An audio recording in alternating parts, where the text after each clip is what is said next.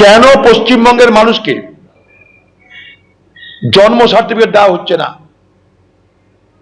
নির্বাচন কমিশন কিন্তু birth certificate দেবে না, বার্থ সার্টিফিকেট দেবে রাজ্য। নির্বাচন কমিশন ডোমিসাইল সার্টিফিকেট দেবে না, দেবে রাজ্য। আজকে নির্বাচন কমিশনের বিরুদ্ধে রাহুল গান্ধী এবং কংগ্রেসের এক বরাবর যে প্রতিবাদ, সেই প্রতিবাদে সবাই সচেতন হয়েছে। নির্বাচন কমিশনকেও আজকে বলতে বাধ্য হতে হচ্ছে যে নির্বাচন কমিশনের দায়িত্ব নাগরিকত্ব দেখা নয়। অথচ এই নির্বাচন কমিশন একসময় বলেছিল নাগরিক ছাড়া তো ভোট হয় না। আজকে সেই নির্বাচন কমিশন বলছে নাগরিকত্ব দেখার দায়িত্ব আমাদের নয়, নাগরিকত্ব দেখার দায়িত্ব স্বরাষ্ট্র দপ্তরের। তাহলে কংগ্রেসের যে লড়াই, কংগ্রেসের যে প্রতিবাদ, তার প্রতিধ্বনিতে আজ নির্বাচন কমিশনকেও মাথা নিচু করতে হচ্ছে। চাকুলিয়ায় এসআইআর শুনানি নোটিশের বিরোধিতায় বিডিও অফিসে আগুন।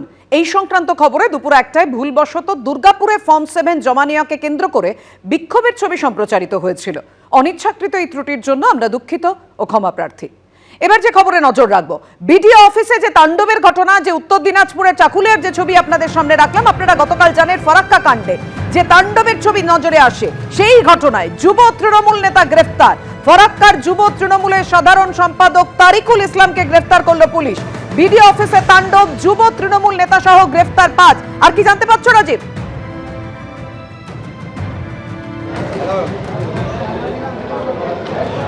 আরও একজনকে গ্রেপ্তার করা হলো। ঝাড়খণ্ডে তিনি লুকিয়েছিলেন এবং সেখান থেকে তাকে গ্রেপ্তার করা হয় বলে আমরা পুলিশ সূত্রে জানতে পারছি। এর আগেই 4 জনকে গ্রেপ্তার করা হয়েছিল। আরও বেশ কয়েকজনের পিছনে কিন্তু পুলিশ ইতিমধ্যে তাদের ছবি নিয়ে তাদের খোঁজে তল্লাশি শুরু করেছে এবং পুলিশের পক্ষ থেকে আরও বেশ কয়েকজন যারা প্রত্যক্ষভাবে গতকালকের ঘটনায় যারা যুক্ত হয়েছিলেন তাদেরকে গ্রেপ্তারের জন্য বিভিন্ন জায়গায় টিম পাঠিয়েছে এবং তাদের গ্রেপ্তারের চেষ্টা করা হচ্ছে। কিন্তু সবচেয়ে বড় প্রশ্ন যেটা উঠে গেছে যে বিধায়ক সেখানে উপস্থিত থাকা সত্ত্বেও বিধায়ক কি করে বেঁচে যাচ্ছেন, এটা নিয়েই বিরোধীরা প্রশ্ন তুলছেন এবং যে অভিযোগ করা হয় বিডিওর পক্ষ থেকে, সেই অভিযোগে আননোন কেন লেখা হলো সেটা নিয়েই কিন্তু বিরোধীরা সোচ্চার হয়েছেন এবং তারা বলছেন যে বিডিও প্রায় বছর 3 ধরে এখানে রয়েছেন, তার সত্ত্বেও তিনি যখন অভিযোগ দায়ের করেন সেই অভিযোগে তিনি কেন আননোন কাউকে চেনেন না, এ ধরনের কেন লিখলেন, সেটা নিয়েই কিন্তু প্রশ্ন উঠেছে। আমরা এই নিয়ে বিডিওকেও যখন প্রশ্ন করি তিনি সমস্তটাই তদন্ত চলছে বলে তিনি এড়িয়ে যান এবং প্রায় আজকে ঘন্টা 3 ধরে জঙ্গিপুরের যিনি এসডিও তিনি এখানে আসেন। ফারাক্কার মহকুমা পুলিশ আধিকারিক সহ বিভিন্ন পুলিশ আধিকারিকদের নিয়ে এবং মাইক্রো অবজারভারদের নিয়ে দীর্ঘক্ষণ ধরে তারা বৈঠক করেন এবং বেলা 2টো পর্যন্ত এখানে যে এসআইআর এর কাজ সেটা বন্ধ ছিল। 2টোর সময় ফের চালু হয় এসআইআর এর কাজ। ধন্যবাদ তোমায়। শুরুতেই 5 জায়গার ছবি রাখবো আপনাদের সামনে। এসআইআর শুনানিকে কেন্দ্র করে জেলায় জেলায় বিক্ষোভের ছবি। শুনানি নিয়ে বিক্ষোভ আবার কোথাও ফর্ম 7 জমা দেওয়াকে কেন্দ্র করে বিক্ষোভের ছবি। বিভিন্ন জায়গার ছবি রেখেছি আপনাদের সামনে। চাপড়ায় বিএলওরা বিক্ষোভ দেখান, অন্যদিকে টাকিতে এসআইআর হয়রানির অভিযোগে ধুন্ধুমার বাঁধে। চাকুলিয়াতেও এসআইআর নিয়ে বিক্ষোভ, আর সেই বিক্ষোভে ধুন্ধুমার পরিস্থিতি তৈরি হয়। দুর্গাপুর আসানসোলে বিক্ষোভের ছবি।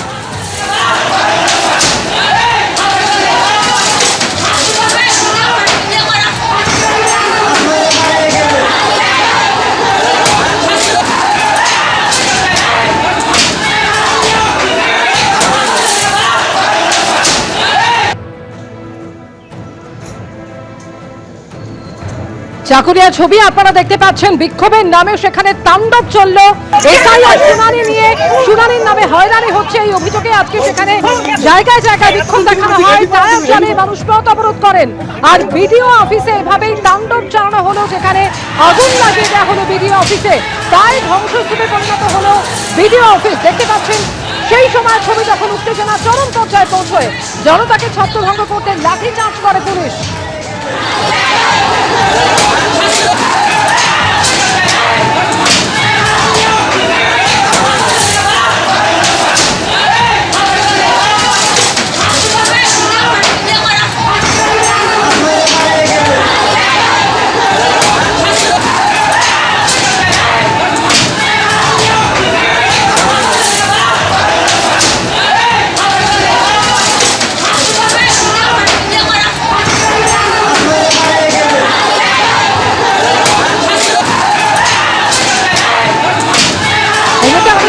পাচ্ছেন প্রতিনিধি সুদীপ চক্রবর্তী। সুদীপ, বিক্ষোভের নামে এভাবে তাণ্ডব চললো, বিডিও অফিসে আগুন পর্যন্ত লাগিয়ে দেওয়া হলো, তারা দেখালো এভাবে বিক্ষোভ। দেখো, আমি তো তোমাকে বলি, আজকে কিন্তু উত্তর দিনাজপুরের যে চাকুলিয়া ব্লক রয়েছে, সেই চাকুলিয়া ব্লকে কিন্তু সকাল থেকেই উত্তেজনা ছিল। অভিযোগ যে এখানে প্রায় ৬৯,০০০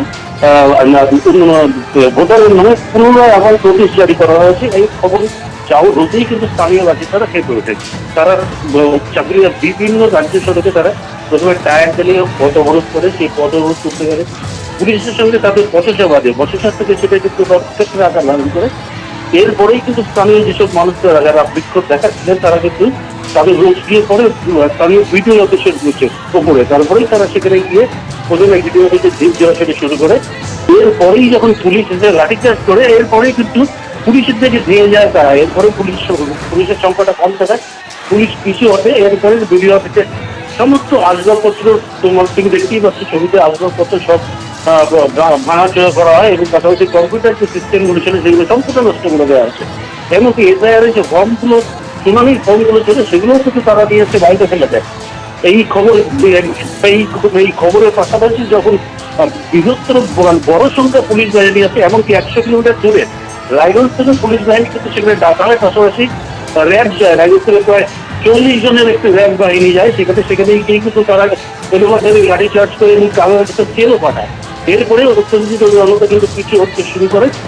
তবে এই যে আজকে যে ধুমধামের ঘটনা ঘটলো, এরপরে কে কতটা লাভবান হলো বা কে কতটা হলো, সেটা হচ্ছে বড় কথা। কিন্তু সরকারি যে অফিস রয়েছে সেই অফিস কিন্তু কার্যত ভেঙে চুরে একদম চুরমার করে দেওয়া হয়েছে।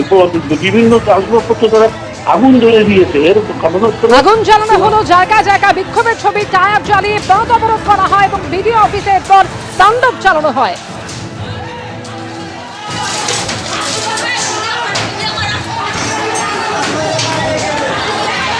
কিন্তু আমাদের ভিডিও সাহেব এআই দিয়ে চেক করছে, এআই দিয়ে চেক করার ওকে অধিকার কে দিয়েছে? আমার এটা ১ নম্বর প্রশ্ন।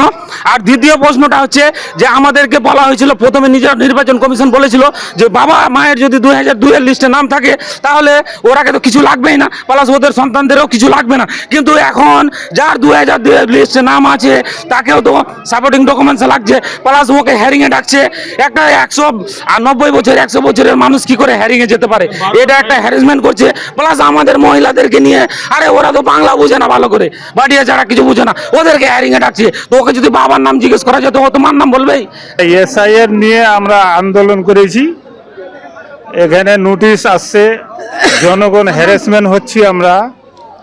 এখানে ধরুন পুরো ওয়েস্ট বেঙ্গলে আমাদের এসআইআর চলছে, ঠিক আছে চলুক, কিন্তু বারবার নাম কেটে যাচ্ছে, বারবার আপনার নোটিশ আসছে। এ আবার কেমন কথা? আমাদের কি আশ্বাস দিচ্ছেন কমিশনার, এটাই আমরা চাই। এখন কি করবো বুঝে উঠতে পারছি না। আমি তো এখানে এখন আমাদের হিয়ারিং পর্ব চলতেছে, আমি আসছিলাম হিয়ারিং নোটিশ আনার জন্য।